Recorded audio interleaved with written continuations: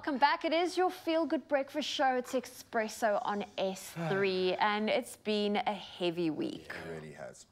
Undoubtedly, of course, we are honouring the incredible legacy of a broadcasting giant, Derek Watts, one of South Africa's greatest icons, undoubtedly, whose impact and I think his contributions to all society will continue to shine brightly in our hearts, and whose words of never-ending optimism, despite the negativity that surrounded him in his career, will always ring true. Oh, yeah. Yeah, what was the end result?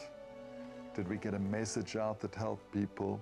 Maybe we make a difference. Just remember, all you have to do is wake up the next day and take on the challenge.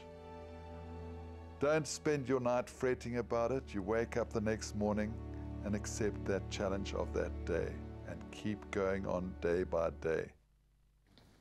Day by day, step by step. Yeah, and I think for what he had to endure and what his family had to endure over the last few weeks, especially because it was so publicized that he was brave enough to share even that part of his journey, because I think he knew he could help people through that space. But he applied that. He lived that. It was never lip service. It was never just him putting out a message and whitewashing, as so often we have to do in TV. He was always that, which is amazing to me. Someone that I think, for me, weirdly enough, inspired me to be and try to be as real and as authentic as I can. And he did it in such an intimidating space. And he constantly showed bravery in all the stories that he endeavored through without any falter, without any resistance to it. He was always just ready to serve and serve him Zanzi. I think giving truth and giving justice to stories was something that he did so brilliantly. And there's not many people that can bring truth like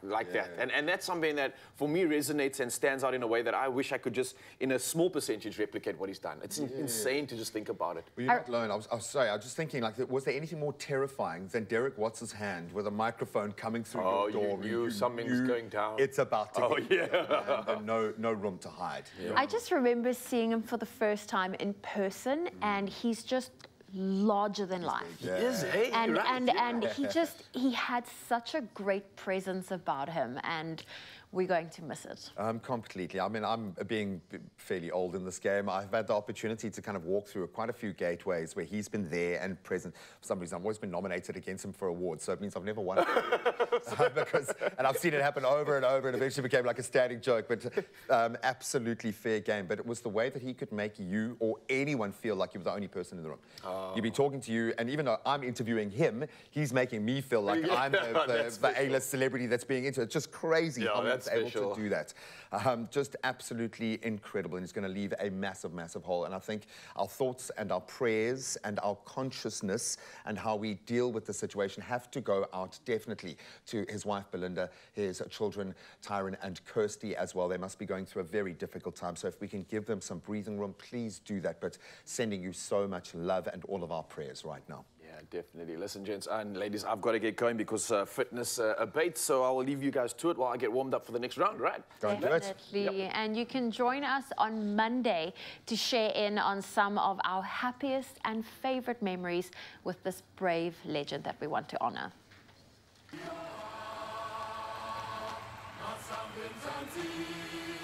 Derek Watts, iconic South African, brave legend, and giant of the media industry, has passed.